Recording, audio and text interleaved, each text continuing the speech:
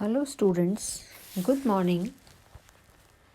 आज हम एक नई एल्गी या नए शैवाल एक्टोकार्पस के बारे में पढ़ेंगे।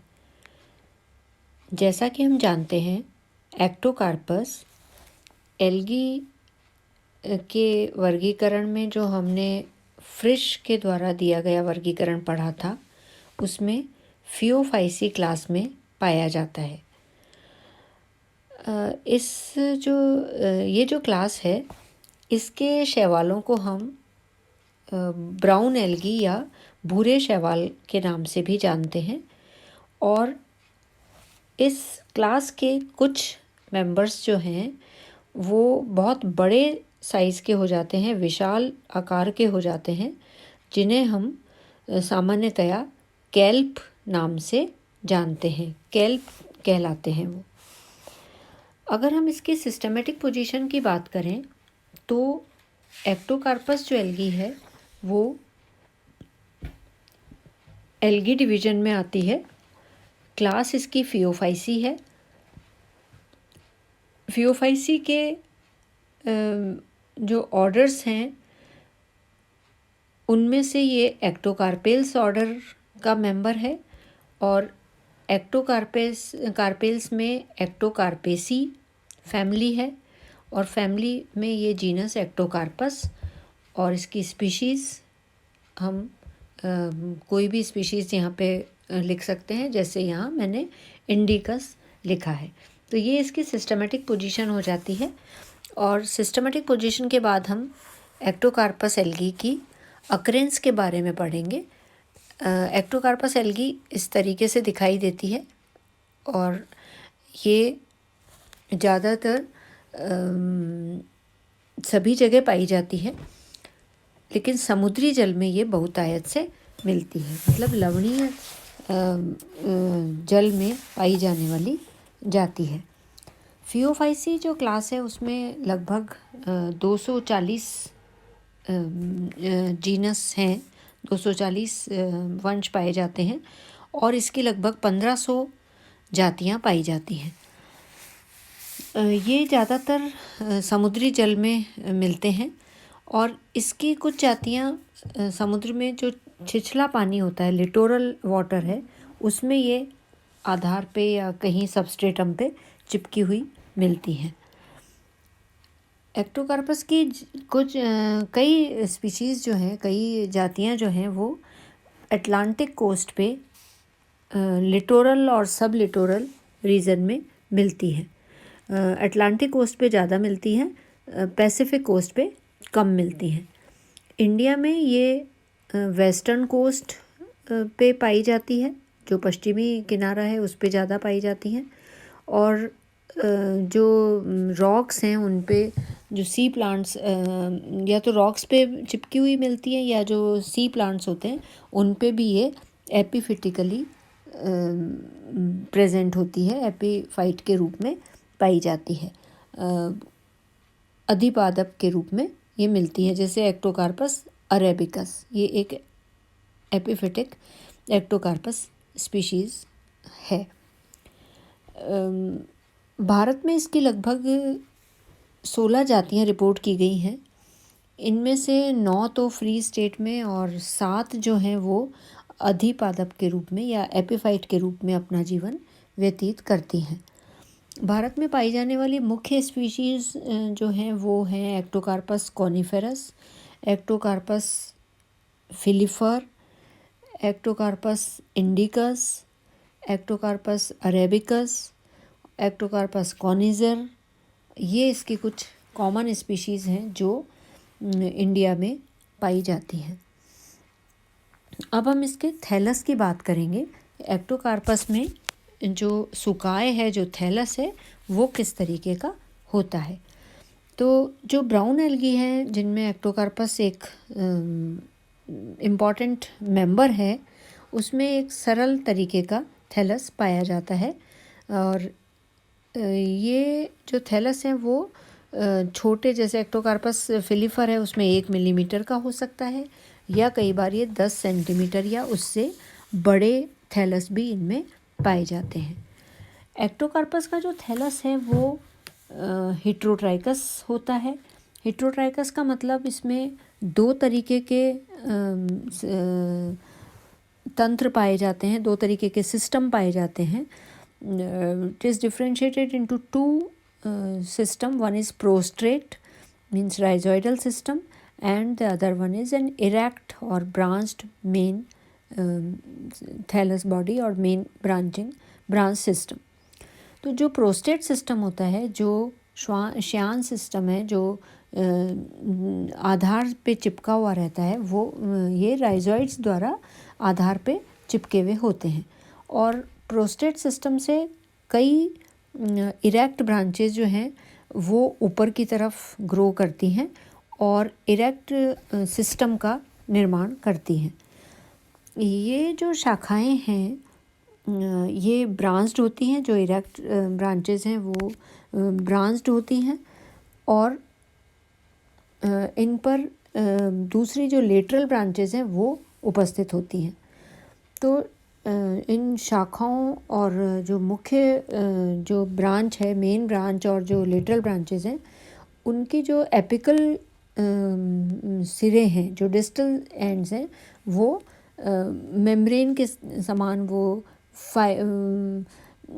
रेशे के समान हेयर लाइक स्ट्रक्चर होते हैं, रोम के समान होते हैं, जिसमें कुछ सेल्स जो हैं वो लंबी और कलरलेस सेल्स पाई जाती हैं, जिनमें वैक्यूल्स उपस्थित होती हैं। ये जो रोम लाइक ब्रांचेस, जो फिलामेंट्स होते हैं, जो ब्रांचेस के एपिकल रीजन में पाए जाते हैं, इनको म्यूसिलेज हेयर कहते हैं।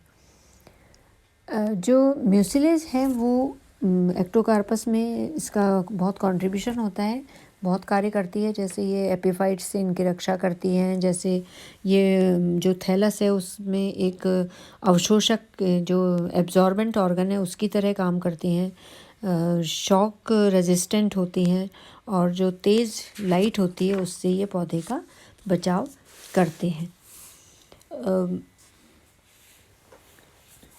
ज़्यादातर जो इरेक्ट सिस्टम होता है वो इरेगुलरली ब्रांच्ड होता है और ये ब्रांचेस जो हैं वो जो इसमें ट्रांसवर्स सेप्टा पाए जाते हैं उसके जस्ट नीचे से ये लेटरल ब्रांचेस निकलती हैं। फिलामेंट्स जो हैं वो कुछ सेंटीमीटर लंबे हो सकते हैं और ये मोनोसाइफोनस होते हैं, मतलब इसमें केवल एक सेल की मोटाई के ये होते हैं। कई बार ये पॉलीसाइफोनस भी बन जाते हैं।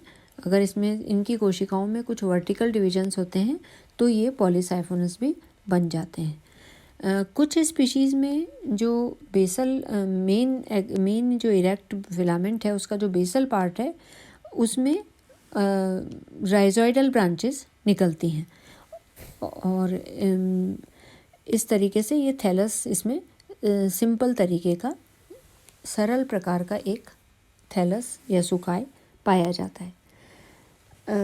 जो कोशिकाएं हैं, कोशिका की, अगर इसकी हम एक कोशिका की रचना की बात करें तो एक्टोकार्पस की जो सेल्स हैं वो रेक्टेंगुलर होती हैं और छोटी होती हैं और इनके ऊपर एक सेल वॉल पाई जाती है जो 2 लेयर्स की बनी होती है। बाहर वाली जो लेयर है वो पैक्टिन की पैक्टोज लेयर होती है और अंदर वाली परत जो है वो सेल्यूलोज से बनी हुई होती है। जो पैक्टिन लेयर है उसमें एल्जिन और फ्यूकोइडिन मुख्यतया पाए जाते हैं। सेल में एक वैक्यूल पाई जाती है और जो प्रोटोप्लाज्म है वो परिधि की तरफ या पेरिफेरी की तरफ स्थित होता है। एक न्यूक्लियस होता है और कई डिस्कॉइड रिबन शेप के क्रोमेटोफोर्स इसमें पाए जाते हैं और इन क्रोमेटोफोर्स पे क्लोरोफिल ए, क्लोरोफिल सी और एक इम्पॉर्टेंट पिगमेंट ज़ैंथोफिल भी पाया जाता है अलॉन्ग विथ कैरोटीन्स। तो एक्टोकार्पस की जो कुछ जातियां हैं, जैसे एक्टोकार्पस सिलिकुलोसस है, उसमें जो पायरिनॉइड हैं they are not covered, they are not jacketed. जो मेन ये जो क्रोमेटोफोर्स हैं उनका मेन जो पिगमेंट है दैट इज़ ज़ैंथोफिल, और इसी वजह से ये ज़ैंथोफिल जो है क्लोरोफिल के कलर को छुपा देते हैं और जो एल्गी हैं वो ब्राउन कलर की दिखाई देती हैं। जो साइटोप्लाज्म है, साइटोप्लाज्म में फ्यूकोसन प्लेट्स पाई जाती हैं जो जिनको हम फाइसॉड्स कहते हैं। जो साइटोप्लाज्म है this also contains some vacuoles with polyphenols, और these vacuoles they are called as physodes and they probably function like lysosomes की तरह वो काम करते हैं। तो लाइफ साइकिल जो है एक्टोकार्पस की, उसमें हमें दो डिस्टिंक्ट फेजेस दिखाई देते हैं। एक होता है हैप्लॉइड फेज और एक होता है डिप्लॉइड फिलामेंट्स। ये दोनों जो फेजेस हैं वो फिलामेंटस होते हैं, लेकिन जो डिप्लॉइड फिलामेंट है उसमें जो सेल्स हैं वो थोड़ी लंबी होती हैं हैप्लॉइड फिलामेंट के कंपैरिजन में। ये जो फ्यूकोजन जो लैमेला पाए जाते हैं फाइसॉड्स, इनमें फ्यूकोजन भरा हुआ रहता है, एक एसिडिक बाई प्रोडक्ट है जो इसमें भरा हुआ रहता है, और ये फ्यूकोजन जो है वो रिज़र्व फूड मटेरियल के रूप में रहता है और लाइसोसोमल पट्टिका के समान ये लाइसोसोम की तरह ये काम करते हैं, डाइजेशन का काम करते हैं, और जो कोशिकाएं हैं उसमें रिज़र्व फूड मटेरियल लैमिनारिन जो और मैनिटॉल इसके रूप में उपस्थित होता है। मैनिटॉल एक प्रकार का अल्कोहल है और लैमिनारिन एक प्रकार का स्टार्च होता है। तो इस तरीके से हम देखते हैं ये इसका फिलामेंट है और कोशिकाएं नज़र आती हैं। नाउ जो ग्रोथ है इसमें वो एक इम्पॉर्टेंट एस्पेक्ट है एक्टोकार्पस में, और एक्टोकार्पस में क्योंकि हमने दो तरीके के सिस्टम देखे हैं, एक प्रोस्टेट सिस्टम है और एक इरेक्ट सिस्टम है। तो प्रोस्टेट सिस्टम जो श्यान तंत्र है जो नीचे आधार पे रहता है उसमें जो ग्रोथ है वो एपिकल ग्रोथ पाई जाती है, जबकि जो इरेक्ट सिस्टम है उसमें हमें और भी तरीके की ग्रोथ उसके फिलामेंट्स में दिखाई देती है। जैसे कई बार एक्टोकार्पस की कुछ स्पीशीज़ में हर कोशिका जो है थैलस की वो डिवीजन कर सकती है। दूसरी तरीके की ग्रोथ होती है इंटरकैलरी ग्रोथ, जैसे जो एक्टोकार्पस ग्रेन्युलोसस में दिखाई देती है, और इसमें जो मेरिस्टेमेटिक सेल्स हैं वो जो फिलामेंट है उसमें बीच में प्रेजेंट होती हैं, और ये मेरिस्टेमेटिक सेल्स जो सेल्स का निर्माण करती हैं, जो सेल्स काटती हैं, वो जो मैच्योर सेल्स हैं उनके कंपैरिजन में छोटे साइज़ की होती हैं। तीसरे तरीके से जो इम्पॉर्टेंट एस्पेक्ट है ग्रोथ का वो कहलाती है ट्राइकोथेलिक ग्रोथ। एक्टोकार्पस अरेबिकस में ट्राइकोथेलिक ग्रोथ पाई जाती है, और भी कई स्पीशीज़ में इस तरीके की ग्रोथ पाई जाती है, जिसमें जो म्यूसिलेज हेयर है उसके बेस की जो सेल्स हैं, आधार की जो कोशिकाएं हैं वो मेरिस्टेमेटिक हो जाती हैं और वो सेल्स का निर्माण करती हैं। जो ऊपर की तरफ जो सेल्स बनती हैं वो म्यूसिलेज हेयर बनाती हैं, और नीचे की तरफ जो सेल्स बनती हैं वो फिलामेंट की नॉर्मल सेल्स बनाती हैं। इस तरीके की स्पेशलाइज्ड जो ग्रोथ का पैटर्न है वो एक्टोकार्पस की पहचान है, और इस ग्रोथ को हम ट्राइकोथेलिक ग्रोथ भी कहते हैं। आज हमने एक्टोकार्पस में थैलस और जनरल ग्रोथ और इसके सेल स्ट्रक्चर के बारे में पढ़ा। अब हम इसमें रिप्रोडक्शन के बारे में अपने अगले लेसन में पढ़ेंगे, अगले वीडियो में पढ़ेंगे। Thank you very much.